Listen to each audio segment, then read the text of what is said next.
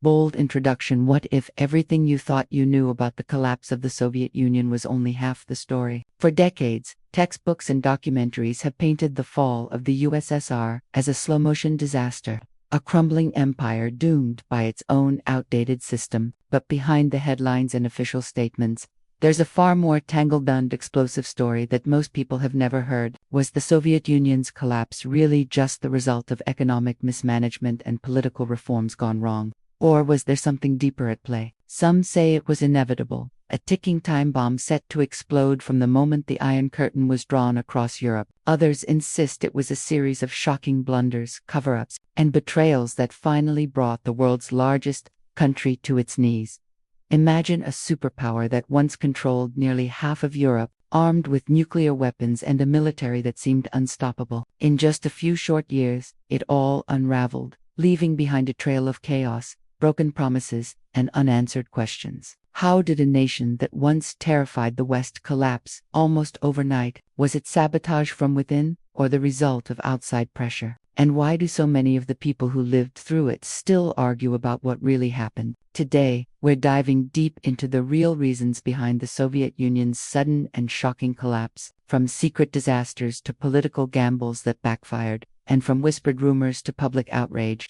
The truth is far more complicated and controversial than you've ever been told. So, buckle up, because what you're about to discover might just change the way you see one of history's greatest mysteries. And as we peel back the layers, you'll see why the story of the Soviet Union's fall is still sending shockwaves around the world. But before we get to the heart of the chaos, let's start with the disaster that many say was the final straw, the Chernobyl Catastrophe, the final blow. For many, the story of the Soviet Union's collapse can't be told without mentioning a single, catastrophic event, the Chernobyl disaster. On April 26, 1986, a nuclear reactor exploded in the small Ukrainian town of Pripyat, sending a cloud of radioactive fallout across Europe. But what happened in the days and weeks that followed would prove even more devastating than the explosion itself. Instead of warning the public or seeking international help, Soviet leaders scrambled to hide the truth. Parades marched on, children played outside, and families went about their lives,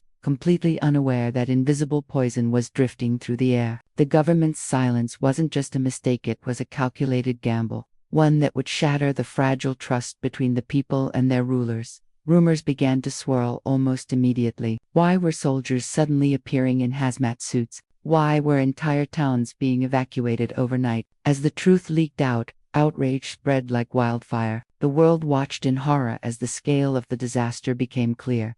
The radioactive fallout from Chernobyl was hundreds of times more powerful than the bomb dropped on Hiroshima. Hospitals filled with victims suffering from mysterious illnesses, while Soviet officials continued to downplay the crisis, blaming malicious lies from the West and insisting everything was under control.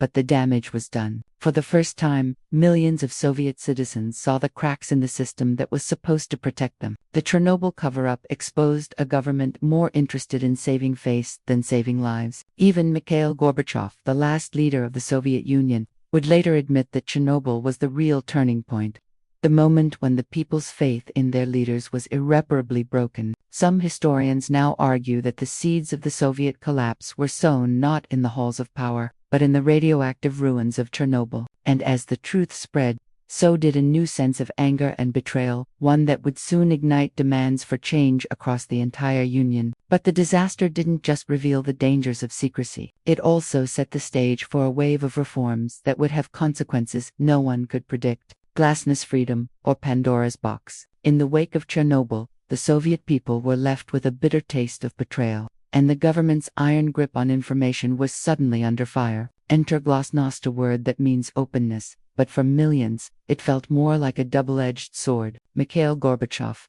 desperate to restore public trust and modernize the crumbling system, introduced Glasnost as a bold new policy. On paper, it promised more freedom of speech, a less censored press, and a chance for ordinary citizens to finally voice their frustrations. For a society that had spent decades in the shadows, this was nothing short of revolutionary. But as the floodgates opened, so did a torrent of long-suppressed truths. Newspapers began reporting on government failures, corruption, and the real horrors of disasters like Chernobyl. For the first time, Soviet citizens could read about the gulags, the purges, and the hidden costs of their so-called workers' paradise. The stories that emerged were shocking, and the sense of outrage only grew. Glasnost was supposed to heal the wounds left by years of secrecy, but instead, it exposed just how deep those wounds really were.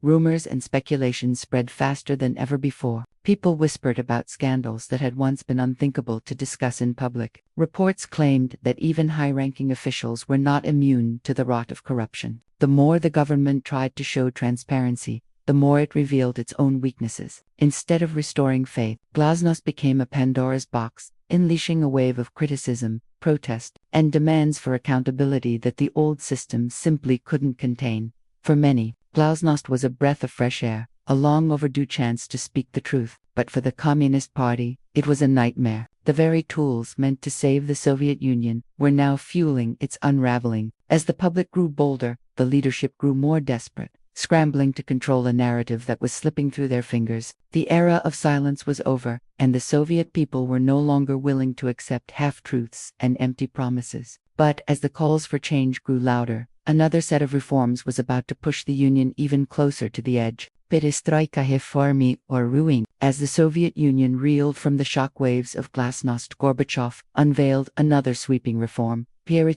word itself means restructuring. And that's exactly what the Soviet leader promised: a total overhaul of the stagnant, crumbling economy. For decades, the Soviet system had been built on rigid central planning, with the government controlling every factory, farm, and store. But by the 1980s, the cracks were impossible to ignore. Shelves were empty, lines for basic goods stretched for hours, and the black market thrived while official channels withered. Gorbachev's answer was to inject a dose of capitalism into the communist machine, hoping to spark innovation and revive the failing system. On paper, Perestroika sounded like a lifeline. It allowed for small private businesses, encouraged foreign investment, and even introduced limited competition. For the first time, Soviet citizens could open their own shops or restaurants, and some Western companies began to eye opportunities behind the Iron Curtain. But the reality was far messier. The sudden shift left many confused and unprepared. Factories that had always relied on government orders now had to compete in a market they didn't understand. Prices soared, shortages worsened, and the gap between rich and poor began to widen. A shocking development in a society that prided itself on equality. Rumors swirled that the reforms were just a desperate attempt to keep the Communist Party in power while pretending to embrace change. Reports claimed that well-connected insiders were snapping up the best opportunities, leaving ordinary people to struggle. The old guard resisted every step, sabotaging reforms from within and fueling a sense of chaos. Instead of saving the economy, Perestroika seemed to accelerate its collapse. Inflation spiraled out of control, and the ruble lost its value. For many, the promise of a better life turned into a daily struggle for survival. Ironically, the very reforms meant to rescue the Soviet Union only deepened the crisis. As people lost faith in both the old system and the new, anger and frustration boiled over. Strikes and protests became more common, and the once mighty Communist Party looked increasingly powerless. The dream of a revitalized Soviet Union was slipping away, replaced by uncertainty and fear. But the economic chaos was only one piece of the puzzle. As the Union's foundations crumbled, a wave of unrest was about to sweep across Eastern Europe, setting off a chain reaction that no one could stop. The economic meltdown beneath the surface of political reforms and public outrage. The Soviet Union was facing a crisis that no amount of propaganda could hide, a full-blown economic meltdown. For years, the Soviet economy had been propped up by a system that valued heavy industry and military might over the needs of ordinary people. Factories churned out tanks and missiles, but grocery stores were barren, and basic necessities became luxuries. The government's obsession with outpacing the West in the arms race drained resources from every other part of society. By the 1980s, the cracks in the system had become gaping holes, and the promise of a workers' paradise felt like a cruel joke. The Afghanistan war only made things worse. What began as a show of Soviet strength quickly turned into a costly quagmire, bleeding the nation's finances dry and sending thousands of young men home in coffins. Reports claim that the war's expenses, combined with the cost of maintaining a vast military presence across Eastern Europe, pushed the Soviet budget to the breaking point. Meanwhile, oil prices, once the backbone of Soviet revenue, plummeted, leaving the government scrambling to pay its bills. Rumors spread that even the elite were feeling the pinch, as shortages hit not just the masses, but the privileged few. For ordinary citizens, daily life became a struggle for survival.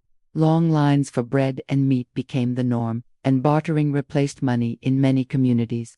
The black market flourished, with everything from jeans to chocolate becoming symbols of a life that seemed forever out of reach. As inflation soared, the value of the ruble evaporated, and savings built over a lifetime were wiped out almost overnight. The sense of despair was palpable, and faith in the communist system eroded with every empty shelf and broken promise. The economic chaos didn't just breed frustration, it fueled a growing sense of rebellion. Workers went on strike, demanding higher wages and better conditions.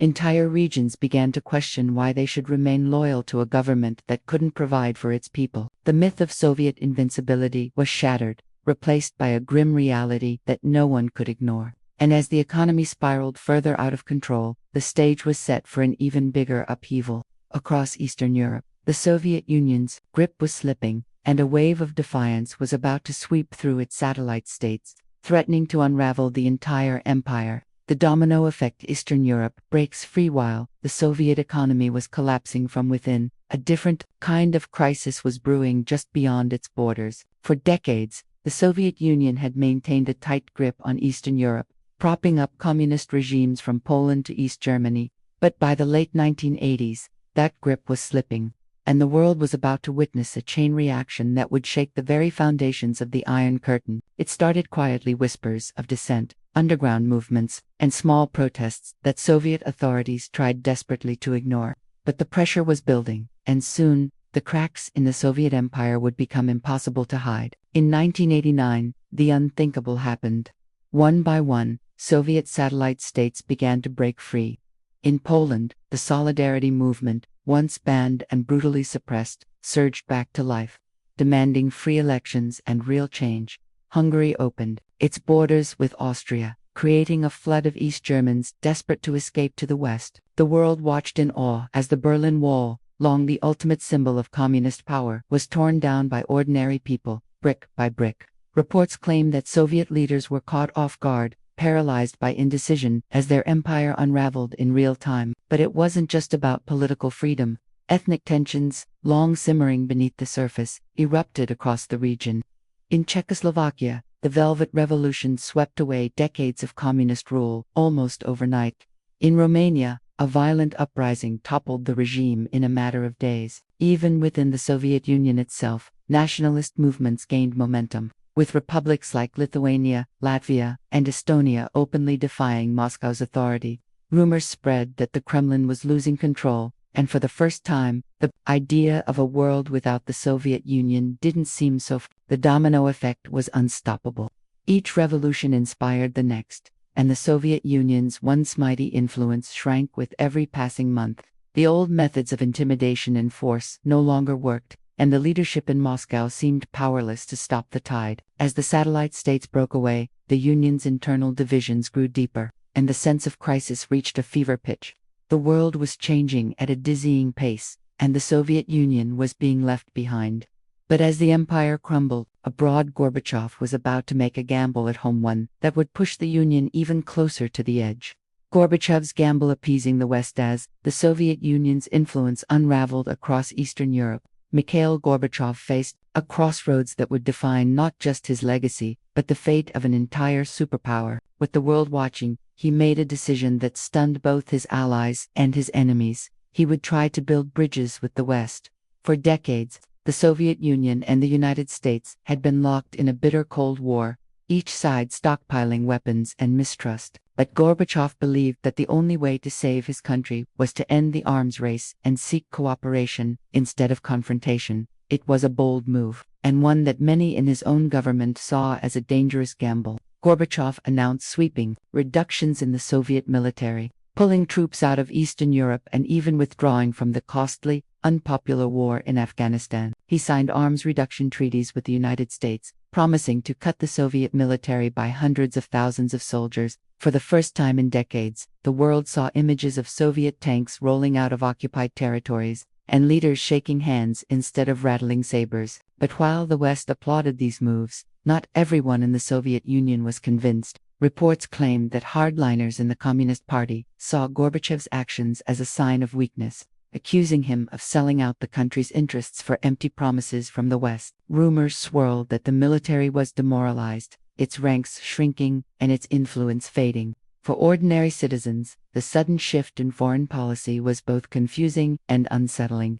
After years of being told that the West was the enemy, now they were supposed to see it as a potential partner. The gamble didn't stop with military withdrawals. Gorbachev also opened the door to Western businesses and ideas, hoping that foreign investment and cooperation would help revive the Soviet economy. But the results were mixed at best. Some industries benefited, but many others struggled to adapt to the new reality. The old guard resisted every step, and the sense of uncertainty only deepened.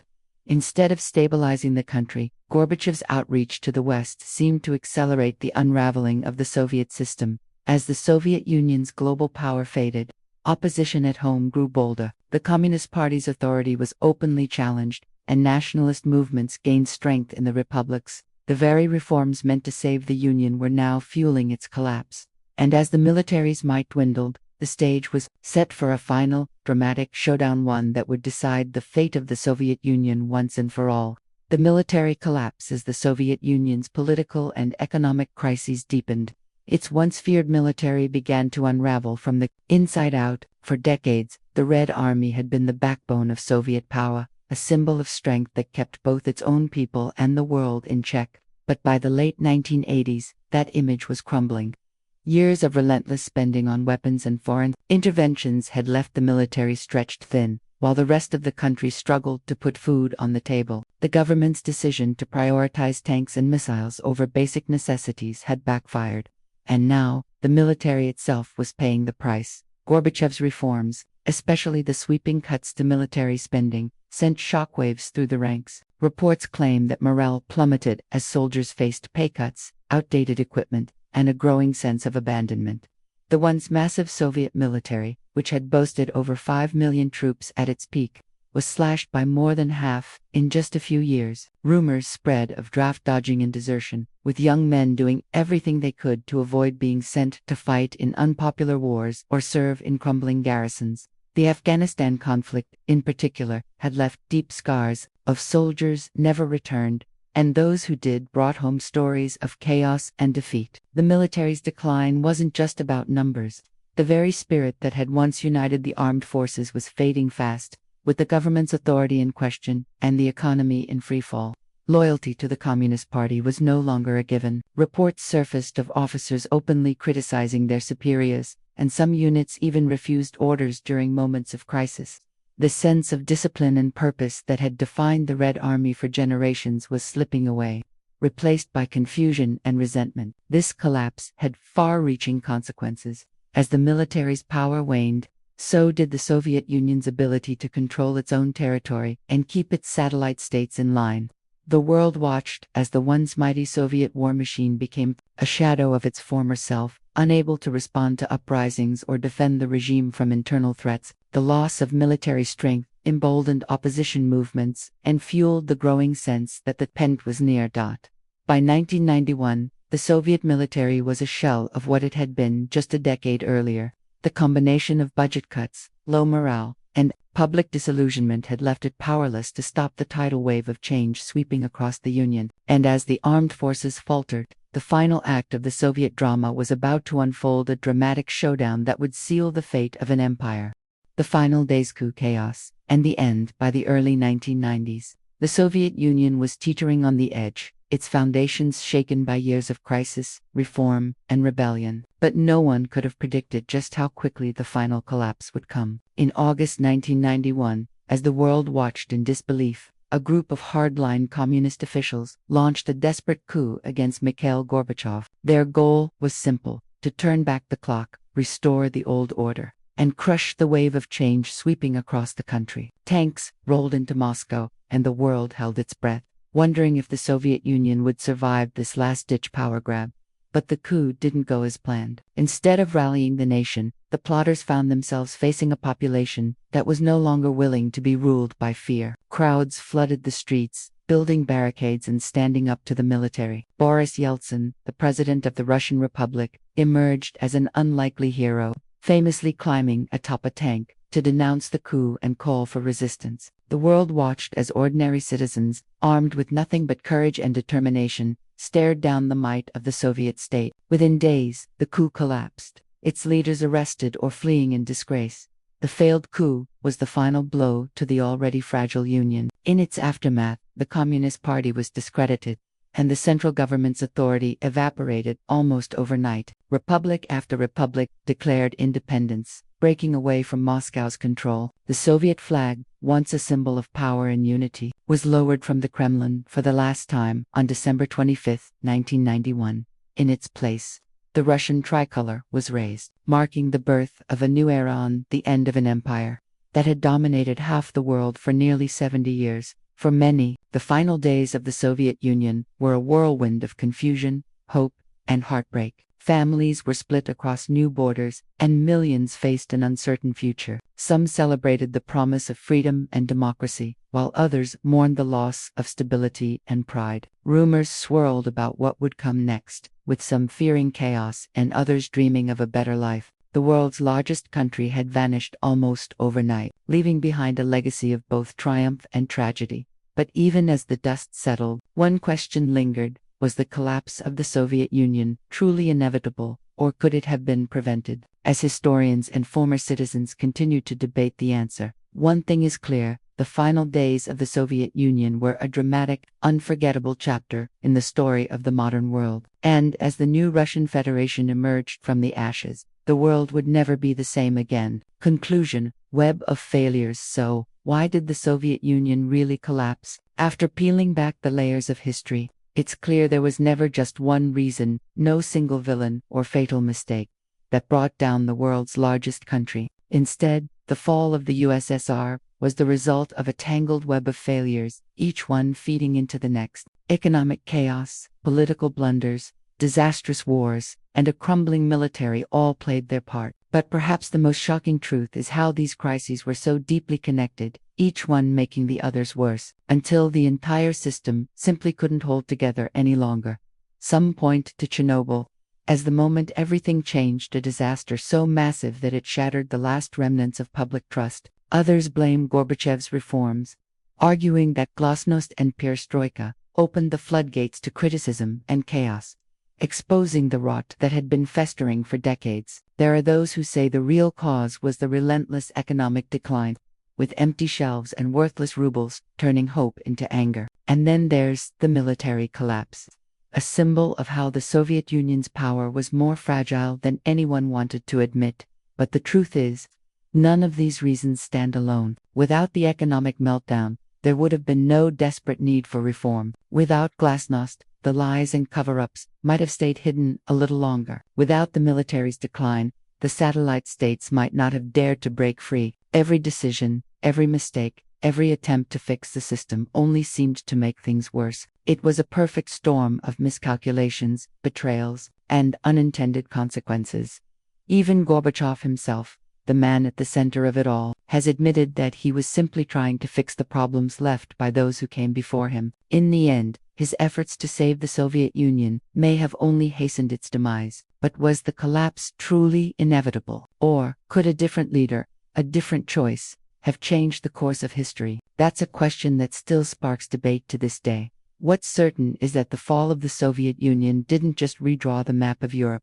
It changed the world forever. It unleashed a wave of independence, hope, and uncertainty that's still being felt today. And as new challenges and rivalries emerge on the global stage, the lessons of the Soviet collapse remain as relevant as ever. Was it a tragedy, a triumph, or simply the end of an era whose time had come? The answer, like the history itself, is more complicated than anyone could have imagined. And maybe, just maybe, that's what makes the story of the Soviet Union's fall so endlessly fascinating and so important to remember.